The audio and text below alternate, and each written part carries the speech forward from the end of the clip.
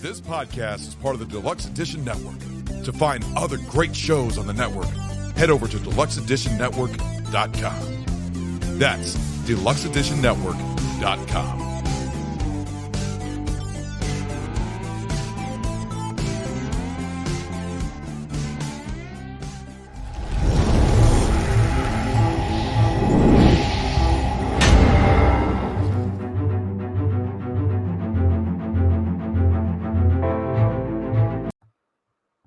Hello, everyone, and welcome back to another episode of the Stephen Jarvis and Friends podcast. Before we get into today's episode, I would like to go on to the deluxeeditionnetwork.com, where you'll find the podcast of the month, which is Bev's Video Kingdom, and also go on there and vote in the Denny's. The Denny's is our first-time award show for the Deluxe Edition Network, and if you'd like to vote on different categories, just click on that thing on the deluxeeditionnetwork.com that says the Denny's, and you'll be able to vote on any category you'd like, including Podcast of the Year, which, if you'd like to, you could vote for Stephen Jarvis and Friends podcast, or you can vote for whoever you want. Also, go check them out. Go check out the Deluxe Edition Network to find all different podcasts done by amazing content creators. You won't regret it. Today, we're talking again about the history of the Detroit Lions, but we will be talking about the struggles of the Detroit Lions from 1939 to 1949. And let's get into it. In 1939, the Lions' first year without their superstar players, they only managed a disappointing record of 6-5. This season would set the tone for the next decade. Before the 1940 season, Richards, then living in Beverly Hills and in poor health, sold the team to Fred L. Mandel Jr., a 31-year-old member of the family that owned the Mandel Brothers department store in Chicago. The 1940s saw the Lions winning only 35 games.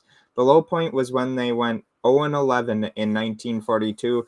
The 1942 team was so bad that they only scored 5 touchdowns all season, were shut out 5 times, and never scored more than 7 points in a single season.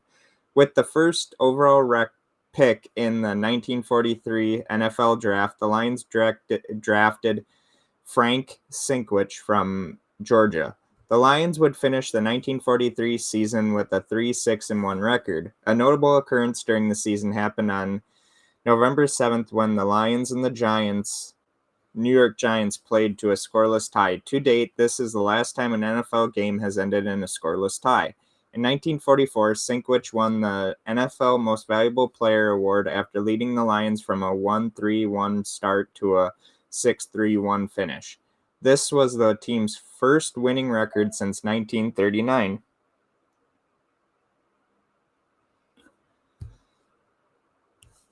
Detroit improved on that record in 1945, finishing 7-3. They were second in the Western Division behind the Cleveland Rams. The Lions were less successful in the later half of the decade.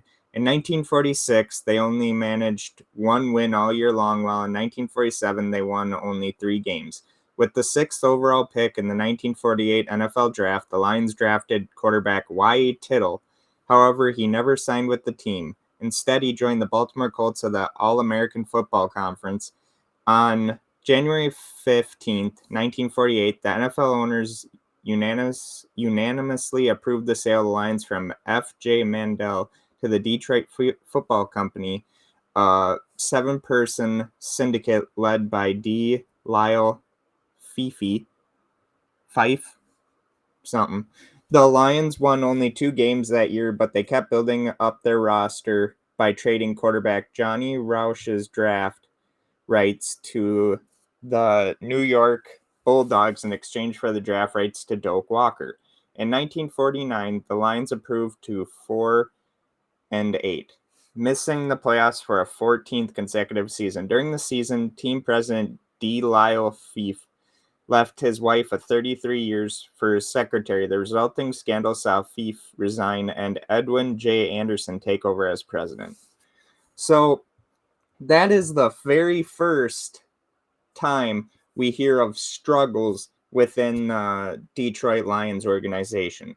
Granted, this one wouldn't be the very worst the next struggle would be very worse, and that being the team pretty much, well, they win championships and then all of a sudden they become inept. And that's lasted for many years, many decades. They still haven't been to a Super Bowl. And I don't really think that's, and we'll find out more about why they've been this way. They blame it on the curse of Bobby Lane, which we'll talk more about in next week's episode, which will come out on Tuesday. But yeah, it's pretty silly how the Detroit Lions always are quick to blame Bobby Lane and the Bobby Lane curse. But we'll find out about that next week here on the Steven Jarvis and Friends podcast. Sorry that this episode was kind of short. It is what it is. But if you like this episode and are coming back, please hit the like and subscribe button, as it does help us out tremendously, and we appreciate it. Plus, it's free. Also, you can ring the notification bell so that you never miss another episode of the Steven Jarvis and Friends podcast. Plus, if you'd like, you could go on to the Steven Jarvis and Friends podcast.com, our very own website, where you will find these same episodes. And if you'd like, please sign your email up for the newsletter that we will be bringing out.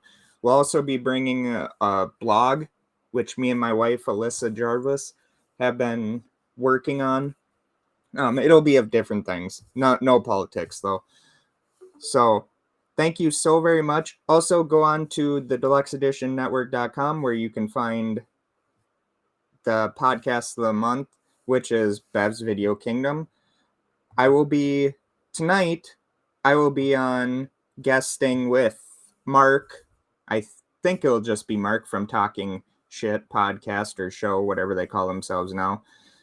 We will be on Flet's Movies and Pop Culture 13, talking about the Monday Night Wars, the famous wars between WCW and WWF, and let's add ECW.